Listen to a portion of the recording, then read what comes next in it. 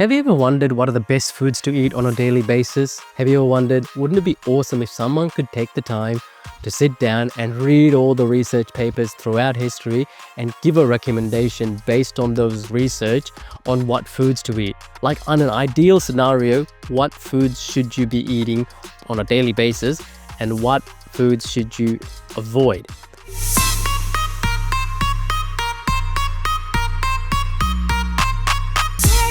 Guess what? Someone actually did that. And there was Dr. Gregor and the team who ended up writing this book, How Not to Die. Okay, later on, he ended up writing this book as well, How Not to Age. And there was another book, How Not to Diet. But this is based on scientific research, scientific trials that have been done over the decades. And he's basically gone through them and gone, what happens? He's actually hasn't done the research, but other people have done the research. He's taken those findings and put them into formats that we can easily digest. So, for example, he's gone, hey, what happens if we give cancer patients some broccoli or strawberries or this and that? And that's just one example. And what are the outcomes of that? Did they get better? Was it good for this? Was it good for that? So, based on this, he's actually ended up putting what's known as a checklist of items that we should be eating on a daily basis. And affectionately, it's called the Dr. Gregor's Daily Dozen. And that's actually what I wanted to talk to you about today. So here's the list, okay? It's 12 things that we should be eating plus a third and maybe a 13th and a 14th one as well. But it is known as the Daily Dozen. So let me go through the first one. So this PDF can be downloaded. I'll share the link in the show notes, as well as there's an actually app for it as well, which you can sort of tick away as you eat those items. What I end up doing is to take a large majority of these items, I put them into my morning smoothie as much as I can. So that way I take a whole bunch of them off during the early hours of the morning. And then anything I get on top of that, I consider it as a big bonus. So here we go. The first thing are beans. So I'll actually work off the app here because it's easier for me to read. So such things as tofu, kidney beans, snow peas, sprouted beans, lentils, mung beans. These are all types of beans and the amounts do vary. But as long as you're eating a proportion of that, say for lentils, he recommends maybe 100 grams or 6 grams of hummus. So such things as these beans are so good for you. And that's one of the recommendations. What's number two? Number two are berries. So as you know, I'm a big fan of berries. I end up putting these into my smoothie, my overnight oats, and I love them. I can't really fault them. I got no issues eating berries, but some of the berries are, as you know them, blueberries, blackberries, raspberries, cherries, cranberries, goji berries, and it goes on. And strawberries, believe it or not, initially didn't make it into this book, as I remember, but it certainly does make into the longevity book, which is so powerful. So there you go, strawberries. So that's number two. Number three is other fruit. So we don't have to go through individual ones, but bananas, apples, pears, avocados, and so on. Other fruit. Okay? Cruciferous vegetables. So these are stuff like Brussels sprouts, broccoli, horseradish, and so forth, arugula. There's a whole bunch of them. And as I said, I do recommend you get the app because it gives you the full list and the portions that you should be taking as well. So cruciferous vegetables. That was number three. Number four are greens. Greens such as kale, beetroot, spinach, Swiss chard, turnip greens. And I can even actually put other stuff like as well, like oriental stuff like kangkung and gotukole. And what else is there? There's a whole bunch. There's silver beet that I recommend, obviously not me, coming from Dr. Gregor itself, eating lots and lots of greens. So I know a lot of people are iron deficient and they think eating a big fat steak is the answer. Right? I haven't had steak in a long time and my iron levels are always perfect. The reason being, I have a lot of greens in my diet. I chuck them into the smoothie and drink them away. Easy done. What are we up to now? 1, 2, 3, 4, 5, 6 is other vegetables. So the other vegetables is obviously a broad category, but let me read some of these to you. Beetroot, carrot, corn, garlic, okra, onions, pumpkin, purple potatoes, snap peas, tomatoes, zucchini, sweet potatoes, yam, squash. The list goes on. Other vegetables. Flax seeds. I know I've mentioned flax seeds a number of times in this channel, and if they say if you can make one single change to your diet, and you could only do one, and that's to include grounded flax seeds in your diet. How much? About a tablespoon of grounded flax seeds.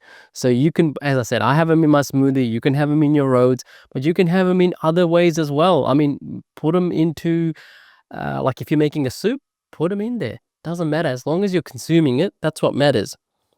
Herbs and spices is the next category, such as, bay leaves, cardamoms, chili powder, cinnamon, cloves, coriander, curcumin, curry powder, dill, garlic, ginger, and there's a whole list here. So have some spice.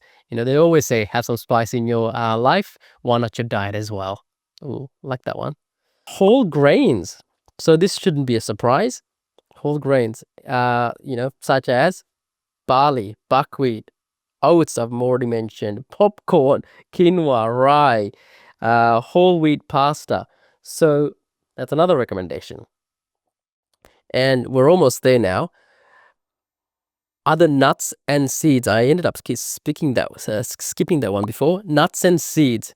So they did a study of, if you could have only one type of nut a day, what would that be? And they ended up saying that was walnuts in terms of a nutritional point of view. But all the other nuts are great, such as almonds, basil, cashews, chia seeds.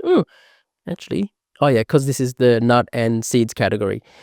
Peanuts, pecan, pistachios, pumpkin seeds, sesame seeds, walnuts, sunflower, and the list goes on. Almost there. And in terms of a beverage, have a guess what beverage he recommends. I'm going to give it a second. There's only one beverage recommended here. Primarily, it's water. But you can have other things as well, such as teas, right? Black teas, chais, Earl Grey tea, hibiscus tea, jasmine tea. Notice what's not in here. Soft drinks, right? So I see a lot of people. It's just so normal for people to have a soft drink after a meal. I don't get it. I mean, thank goodness I didn't get addicted to it. There's so much sugar there. Why? It's always an opportunity cost, right? Is a soft drink good compared to what? I've already covered this before. Compared to what? Compared to hibiscus tea? No, it's not. Hibiscus tea helps you lower your blood pressure. So, a whole bunch of other things. And obviously exercise. Well, he recommends 90 minutes of moderate intensity activity or 40 minutes of vigorous intensity activity. So these could include a whole bunch of things, such as bicycling, canoeing. I don't know who does canoeing on a daily basis, but there you go. Dodgeball, fencing, hiking, housework. Hey, there's another reason to vacuum your house. Hiking, ice skating, juggling, paddle boating. So there's the list does go on in terms of exercise, and the ratio is for every hour you put in, you end up getting 3 hours of life back. So it basically extends your life, 3 to 1 fold. So for every 20 minutes you put in, let's not talk about hours. Let's talk about, 20-minute increments. For every 20 minutes, you get an hour back. Of course, if you can do an hour of walking, I mean, most of us, if you're a fairly active person and doing moderate type of movement anyway, you're easily getting an hour in. I mean, I've talked about the 10,000 steps principle before. Realistically, it's a little bit less than that. It's about 8,000 steps that we should be targeting. But if you can do the 10, why not? It's good for you. And this is now we've done the, believe it or not, we've gone through a dozen. And in terms of the vitamins that he recommends is B12, especially if you're on a plant-based or a vegan diet, take your B12 supplement on a daily basis. But this is actually not restricted only for vegans and vegetarians. Those who are consuming an omnivore diet, is often vitamin B12 deficient as well. Recently, I have heard him include a 14th one, which is different types of mushrooms, so fungi. So fungi, fungus, different types of mushrooms are really healthy for you. My favorite one are the oyster mushrooms, but there's, lion's mane, button mushrooms, portobello mushrooms. What else is there? I forget now, but shiitake mushrooms. So try all of them, have them in your diet as well. But it's such an easy list to follow. And do I tick them off as I go anymore? Not these days. But I've gotten so used to what's on the list now, it comes naturally to me. And I've got it down packed to the point that I know what to eat. How do I know it's working? The reason why I know it's working is I hardly get sick. I know I've got a bit of a sniffle at the moment, but believe it or not, this sniffle is only 24 hours. I knock it off fairly quickly.